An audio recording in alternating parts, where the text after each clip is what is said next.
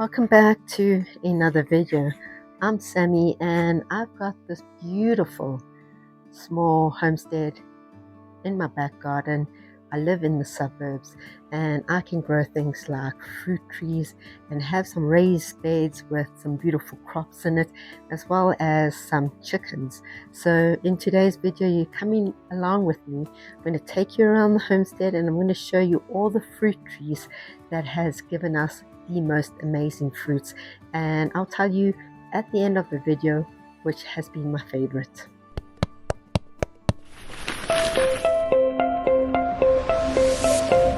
So the first tree that I want to speak about is the Tamarillo. The Tamarillo is a tomato tree and I have it growing in a raised bed. I have a double stacked raised bed over here and it is doing absolutely amazing. I have two of them, they're the red variety, and out of both of them this one is doing the best. So we're on the other side here because I wanted to show you these amazing fruits. So throughout summer it will start giving you all these fruits and they don't stop. So it's not like they push out flowers and they fruit and that is it. It's not like an apple tree or a nectarine tree. They will flower, give you a batch of fruit you can harvest, and then another batch of flowers come out, and it continues giving you fruit until the cold season sets in. I have the red variety and you get three different varieties: the orange skin, the red and the purple.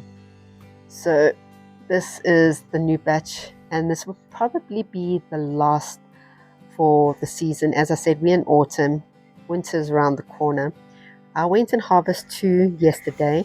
It's in the fridge. We might cut it open later on and check it out, and these two should ripen by the end of this week. But this is a absolutely amazing tree. They don't grow too big, so it's really nice if you've got a small place. Put a few in pots and just put it alongside your house where the tree can get at least 5 to 6 hours of sun, and they will absolutely bless you with a whole bunch of fruits. And then next to this bed we have another raised bed which is also double stacked. All my raised beds are double stacked, and in this bed we've got the goji berry. So you might be saying, Sam, why is your goji berry already losing all their leaves? Well, we had a hailstorm a few months back and it ripped every single leaf off of this goji berry, and when it did start giving me the new leaves it was too late, and now it's going to slow down, and before you know it there will just be a whole bunch of sticks. It will look eyesore, but I know when it comes back it is absolutely beautiful. I will be cutting it down. Last year I didn't do that, but this year I will, because it has actually grown quite a lot. So I need to maintain it. And goji berries are absolutely amazing. They give you these most beautiful little red fruits. They are absolutely a superfood, and they are just so high in your vitamins and your antioxidants, and I absolutely love the superfood. So what I like to do is that I normally like to dry mine out, and then I put it in a nice jar where it seals nicely, and when I need some in and maybe a health bar that I'm going to make, or even in my cereal, I like to add some to that. So that is just one bush that we've got here, and it actually gives quite a lot of goji berries.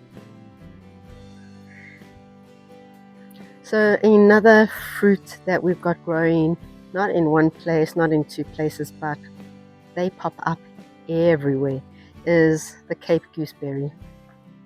So the Cape gooseberry is a plant that if you've grown one, you will probably find them popping up everywhere. They're little golden berries, and when you take a bite inside, they've got millions and millions of little seeds. So they are in this little beautiful husk, and once it's ripe, the birds like to actually come and grab them, even the chickens, and they just basically go and drop the seeds everywhere.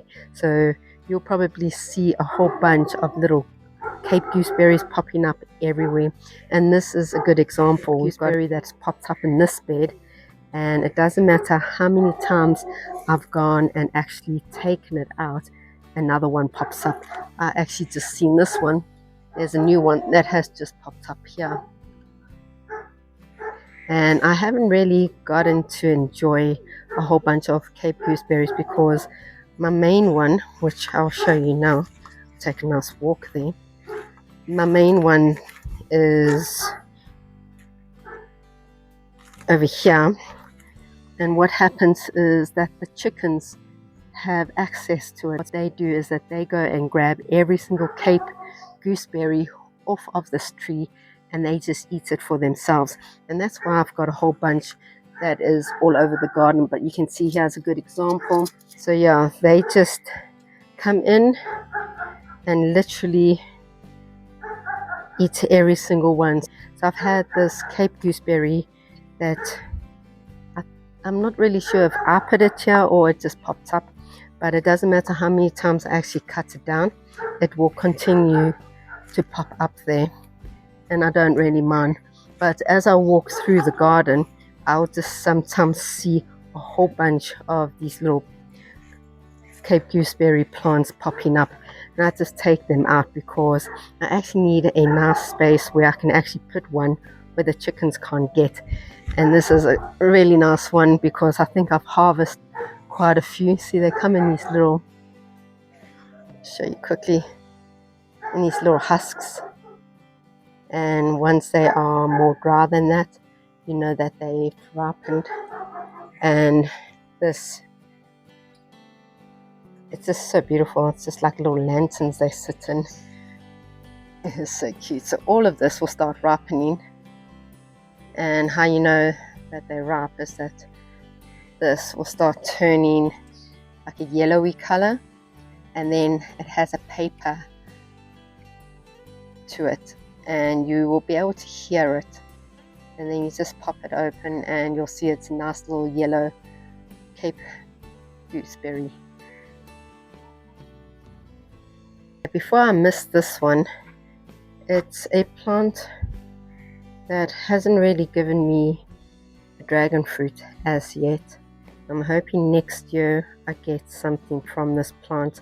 I need to actually bring my other one, the graffiti, and I can't remember what the other one's called, but I'll bring them here and see if maybe next year I actually get some dragon fruits. But this one is a dragon fruit that I actually brought from Cyprus. I've actually called it Cyprus, and it was a small little cutting this big, and I've just watched it grow and grow.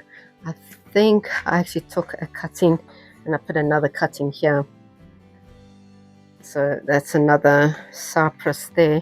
I want to show you how small this cutting was. That is the cutting that I brought over with me.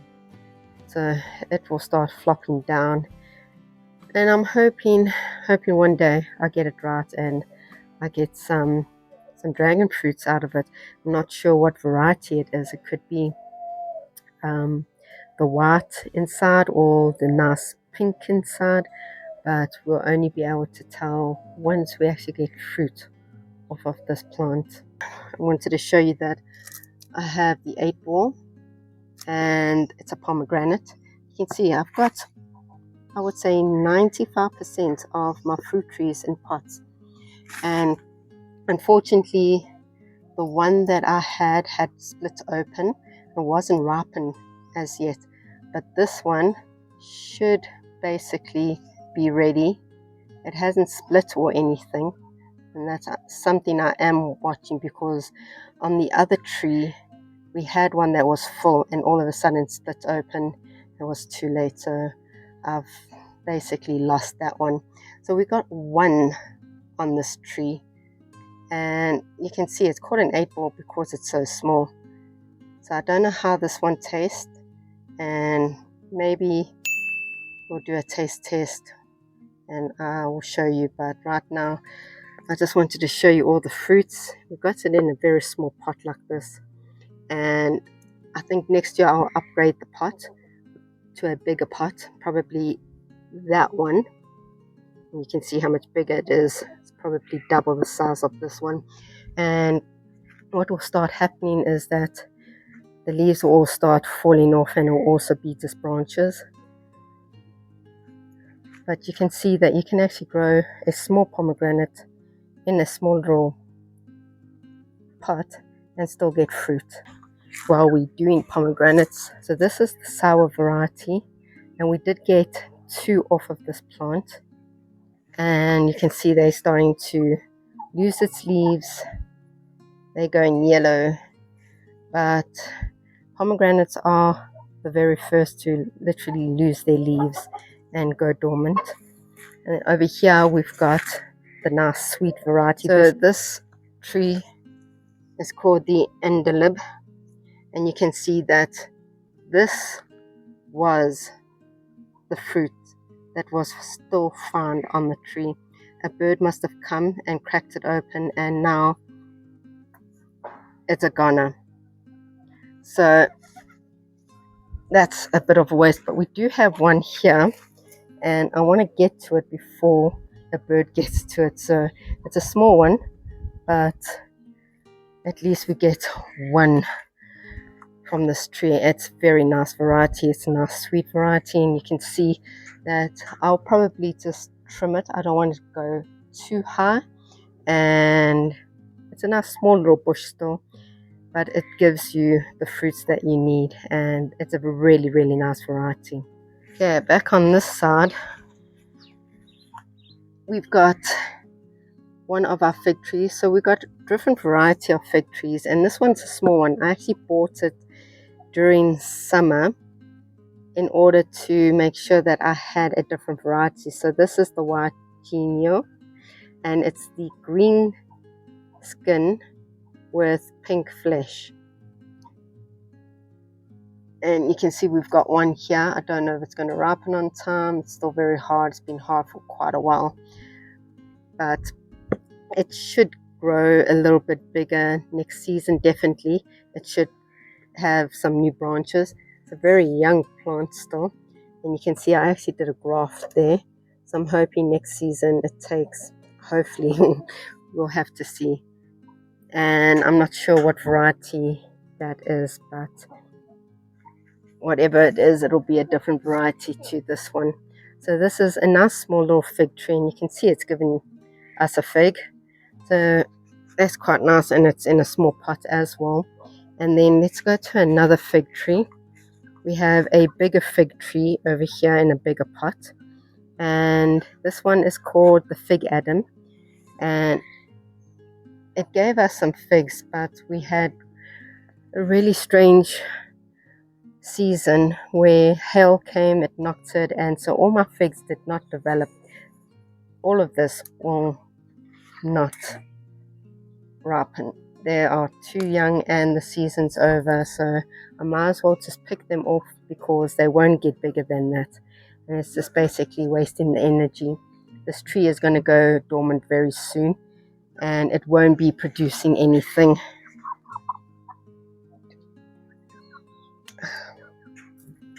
So yeah, and Fig Adam, it's quite nice. It's a small little fig, and it gave us something last year, but it gave us quite a lot this year. Unfortunately, they just didn't get to ripen. Okay, and then we come here, and unfortunately, when the hail came, it really damaged my homestead, and my fig tree just didn't recover after that. So this is a fig tree that last year, if you remember, we got massive figs, and they were so juicy. They were incredible. It's the best I've ever had. And this year I try to repeat what I did last year. Hey Sash. And last year it didn't work. It didn't work because when the hailstorm came, it literally just damaged everything, and my trees just did not recover back. So you can see they're starting to brown. They're going to go dormant soon as well, and I'm going to have to do another pruning, but we do the pruning only in late winter. So when it wakes up, that's when we get all these new buds. On this side is another fig, and these figs won't develop on time. The season is over, and yeah, it's not going to get bigger than this. But we've got it in a pot as well, and this is called the Diana. Its skin is green, and then the flesh inside is like a white, and it's got quite a thick skin around it. So quite interesting to see how that one tastes. I've not had one with such a thick skin. Okay, so if we come over here, we have some other fruits that is growing here, and as you guys know, we have our grape vine that runs off here, and that did not recover after the hailstorm. That probably took the worst batting out of all of them, because it's against the wall and literally just smashed against the wall.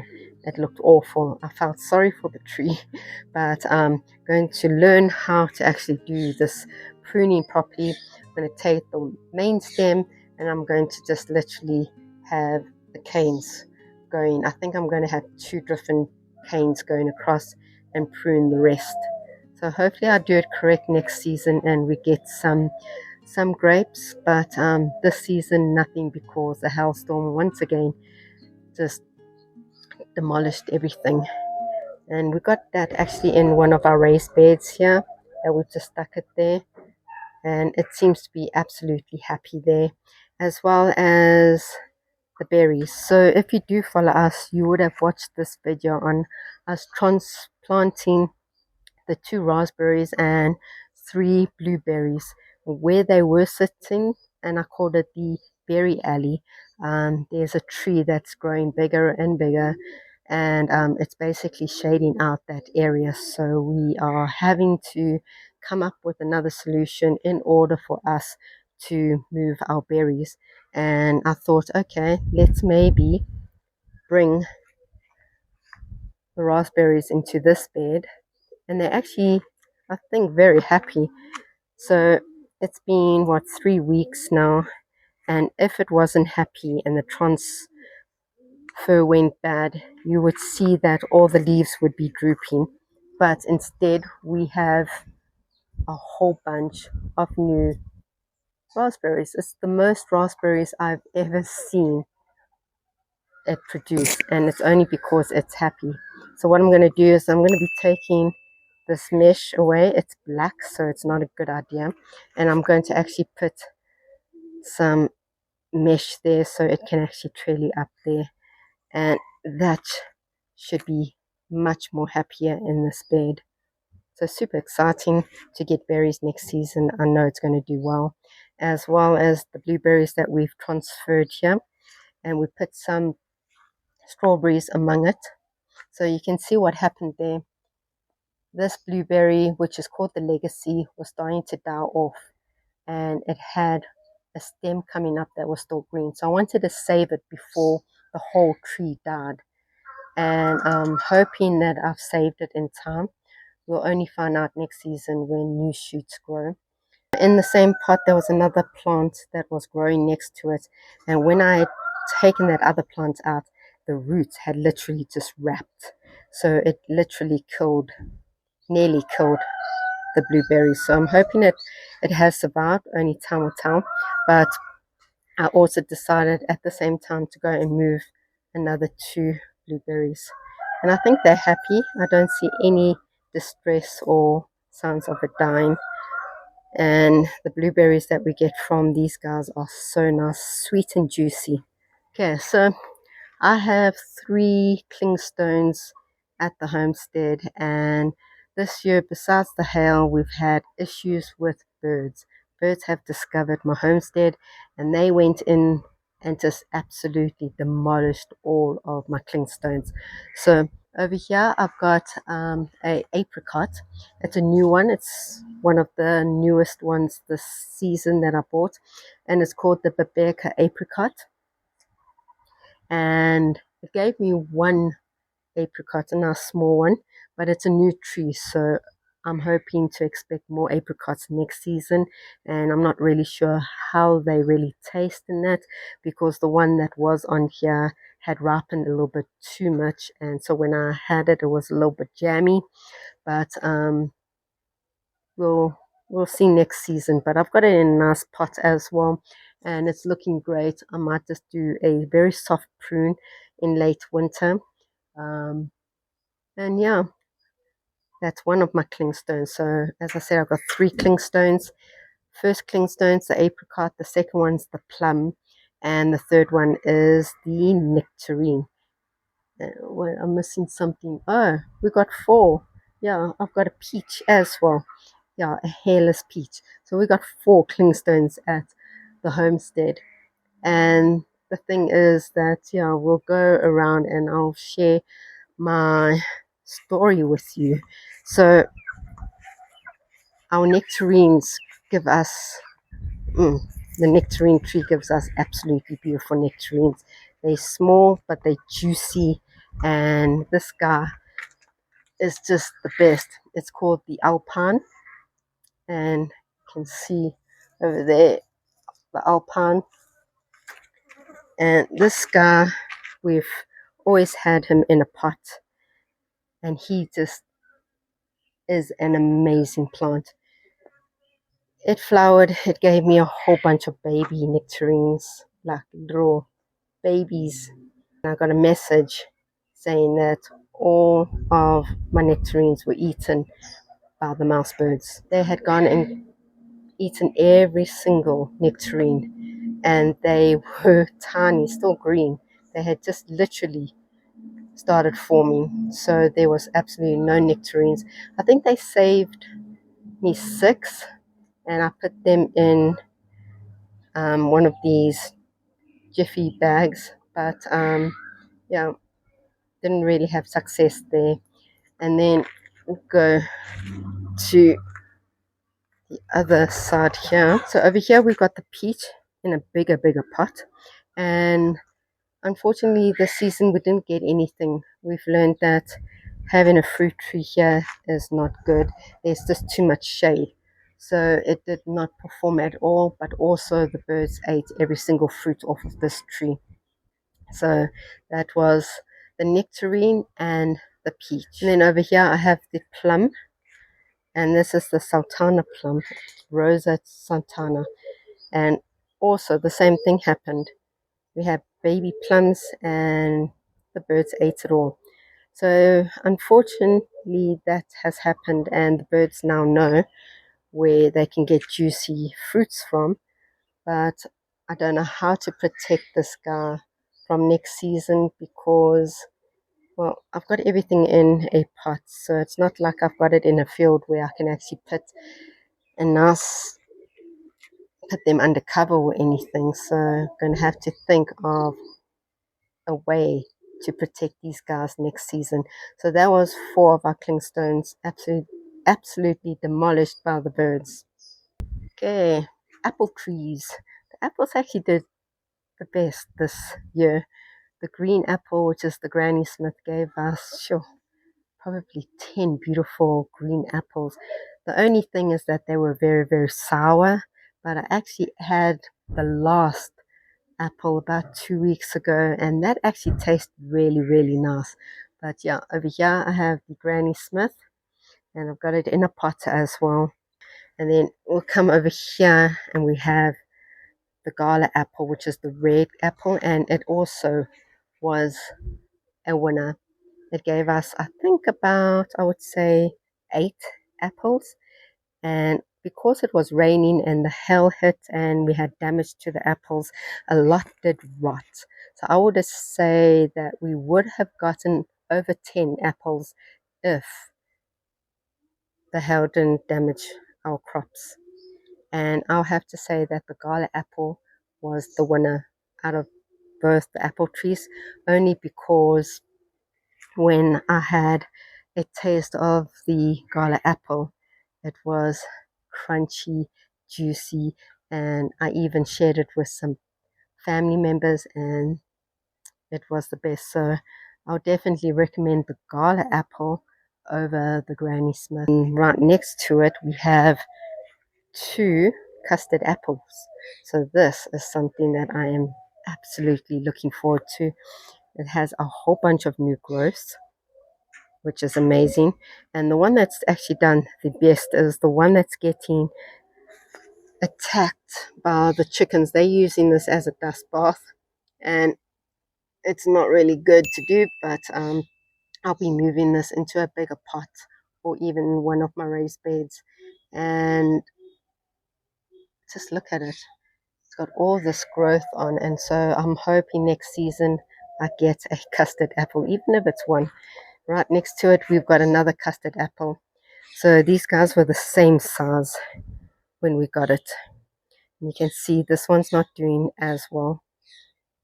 And I'll be absolutely honest, I'm not a big fan of these pots because everything that I put in these pots don't really do well. I'm not really sure why. I got really good compost in it, and it's the 3rd plant that I've actually put in this pot, and it's just not doing as well as I would want it. So you can see the difference. It's exactly the same year as that plant when I got it.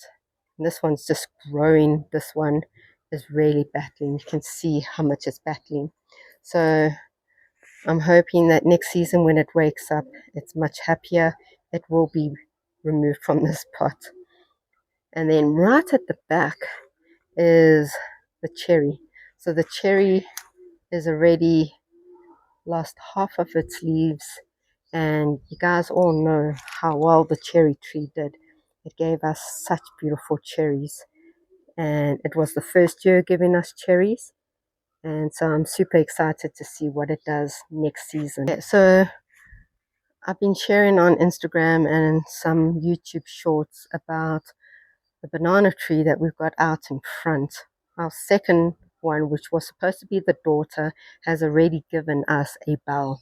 It's a little bit too late in the season to give us a bell because we're going into winter soon. So that is not going to develop properly. So what's going to happen is that the bell has some baby banana fingers in it, and the bell will start dropping. And all these small little bananas that will still be green will start probably fattening up and turning outwards. But the thing is that it won't ripen in time to harvest, and that's the sad thing because it means I have to cut that tree down. It won't produce another bough next season. So that to me is a waste, and that's what happened the very first year of my main mother giving me a banana bough. It didn't develop in time. It was still very green when we took it off because winter had set in, and the stem of the banana was starting to get juicy, and that because it can't handle the cold. We took the bananas off, but they didn't ripen in time. So I have gone and left this banana plant to grow. So by next season, when the leaves come from the middle, it will be big enough, and hopefully we get a banana next year from there. And then I will have to try and figure out which of the pups I'm going to let grow. Okay, so we are here at the Kara orange tree, and we've got that in a huge pot. And oranges just take ages to develop. They started off so small, and they're actually at a nice size, and you can see them all hanging there. There's some at the back there, some over here, and there's some new flowers coming up. And if you look very closely, you'll see little baby oranges. So that's super exciting. I actually wish you guys could actually smell the flowers. They're better than jasmine. They're absolutely gorgeous. So they will start flowering now, and they'll throw out little baby oranges. That will take nearly a year until they're this size. They're really, really slow growing. And what will happen now that this is the size, it'll start to ripen. The green will start turning into a orange and then a darker orange. And when you cut it open, instead of having a orange color, you have a deep, deep red orange. And this is not a sour orange, it's a very sweet orange. So that is quite exciting. I've not had one from this tree, and I look forward to it. So hopefully by the end of winter we get to harvest these guys when they're ready. And we were talking about the gooseberries, Cape gooseberries popping up. There's one that's just popped up here, and you can see that this is a little husk, and that's how it looks. And then they're green like that. So this is just one that's popped up here. So it's a perfect example, and you'll just see them popping all over if you've at least got one. So there's one there, and there's one there. But over here, I wanted to show you the English gooseberry. I'll be honest, out of everything in the garden, this is probably my least favorite berry, only because this is more used for jams. So when they were ripe, I actually harvest some, and I didn't really like the taste, only because it hasn't got that sour, sweet taste.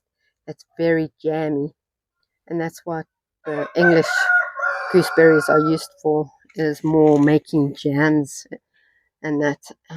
Try and see if I can, no, it's washed out.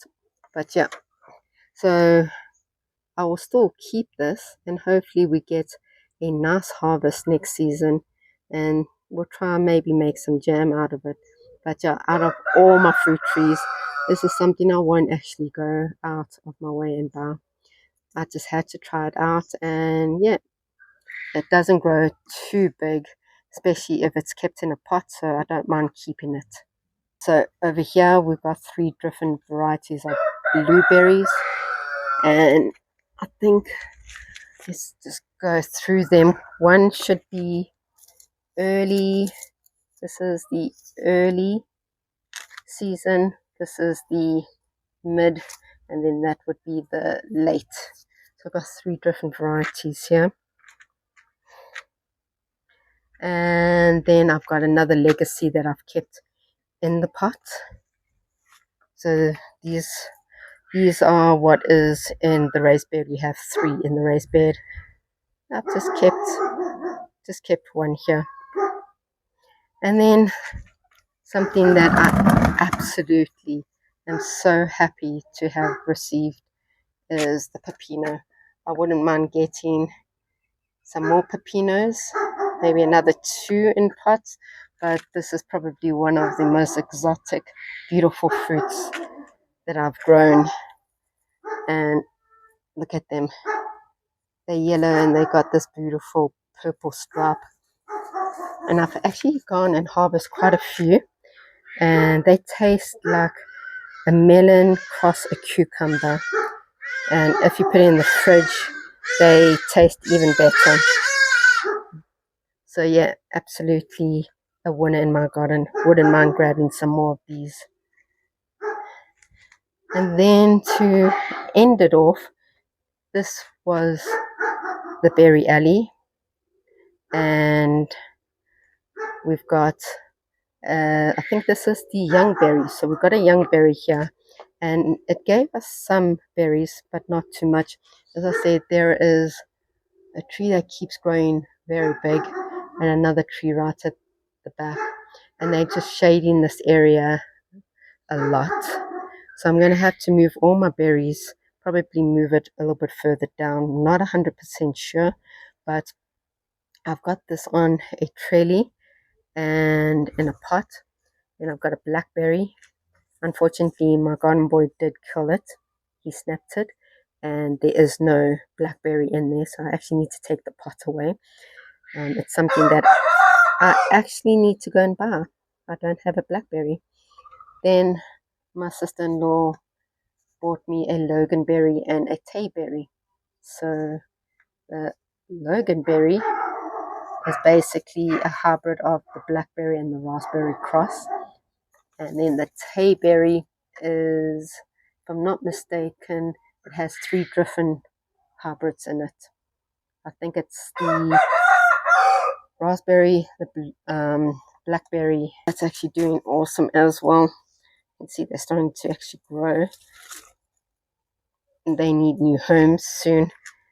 And that is all the fruit trees. So that was a nice little tour of the homestead, going around and showing you the fruit trees that we've grown. And we've got some new varieties. We bought the apricot, the pepino, 2 different varieties of figs, the tamarillos, and they're all doing well. The ones that didn't do very well was all the berries, and then obviously the clingstones, because the birds had taken all the little baby fruits. But if I have to think about the highlights and my favorite fruits this season, I would say the Gala apple did amazing. It tastes amazing. And the pepino was absolutely amazing. It's a fruit that I grew for the first time this season, and just that taste of melon and cucumber was a win for me. So I wouldn't mind grabbing another 1 or 2 varieties of that plant and having it in the garden. Another one was the Tamarillo. Tamarillo is my favorite. So out of all the fruits in my garden, that is the number one that I love. I love growing them. They're not too big. And that was the red variety. So I've got someone that has the orange variety. They said they'll give me some seeds. And my neighbor just told me that they've got the purple variety. So I'll be getting seeds from there, and hopefully I get to bless the person that is giving me the orange variety. Maybe do a nice seed swap that way. So soon we'll be growing orange and the purple variety of tamarillas, and that I cannot wait for. So I hope you guys enjoyed this little tour of the homestead, and subscribe so you don't miss out on any more of what we are doing at the homestead. There is some exciting content that we will be doing in the future, some collabs that we've signed up with, and so don't miss them. Until next time, let's learn together as we grow together, and I'll see you guys in the next video.